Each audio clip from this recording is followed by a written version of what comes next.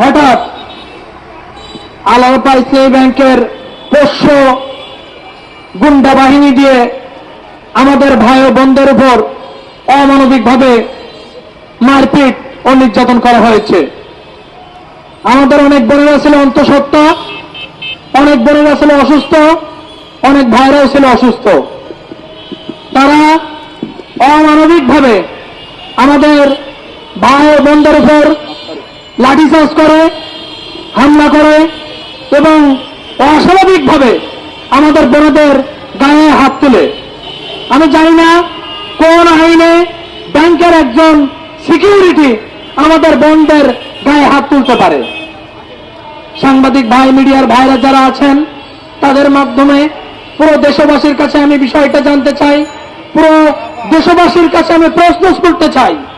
আমার এক ভাই বাইতুল মুকাররম জাতীয় মসজিদে ফজরের নামাজ পড়ে বের হওয়ার সময় এই আলাপা ইসলামী ব্যাংকের পোষ্য গুন্ডা বাহিনী তাকে নিয়ে আলাপা ব্যাংকের নিচে নিয়ে বেধড়ক মারপিট করে এবং করে পুলিশের হাতে তারা তুলে দেয়।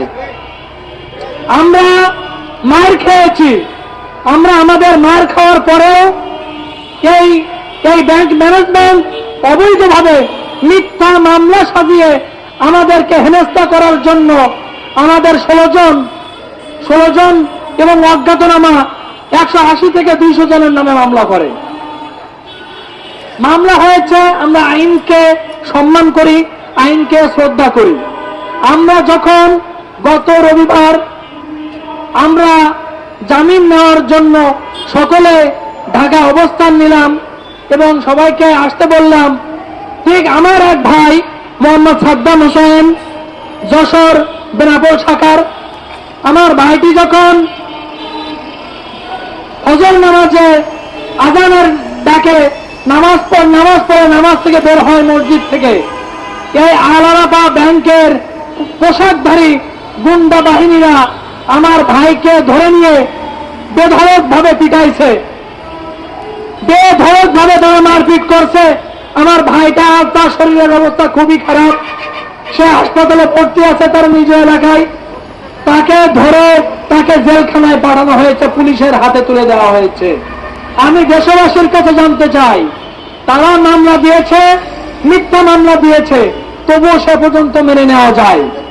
যদি তাকে ধরে তাকে আইনের আওতায় নিয়ে আসা হয়, সেটা আইন আছে, পুলিশ আছে, আইন শৃঙ্খলা রক্ষাকারী বাহিনী আছে, তারা তাকে ধরবে, তারা তাকে গ্রেফতার করবে।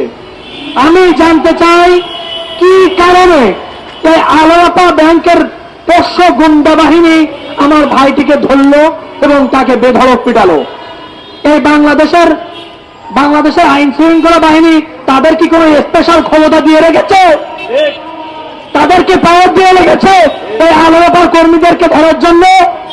তাদের কোন পাওয়ার দেওয়া হয়েছে যে আমার ভাইয়ের গায়ে তারা হাত দেয়?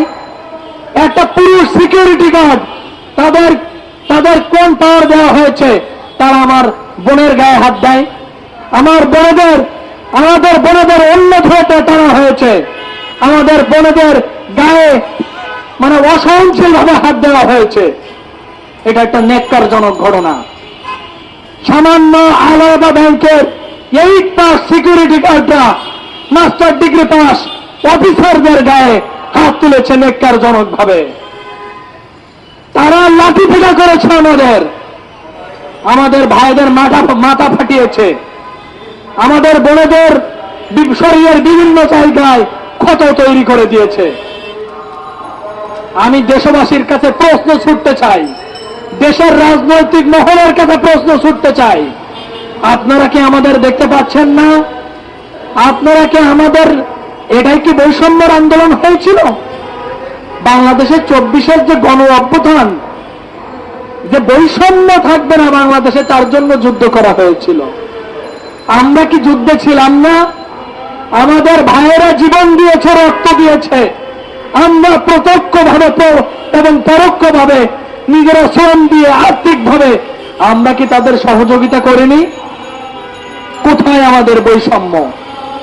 এই বৈষম্যের জন্য কি বাংলাদেশকে দ্বিতীয়বারের মতো স্বাধীন করা হয়েছে? আমরা কি এখনো বৈষম্যের ভিতরে নেই? আমি সারা বাংলাদেশের মানুষের কাছে, রাজনৈতিক দলের কাছে, সাধারণ জনগণের কাছে, বাংলাদেশ পুলিশ প্রশাসনের কাছে প্রশ্ন ছুটতে চাই।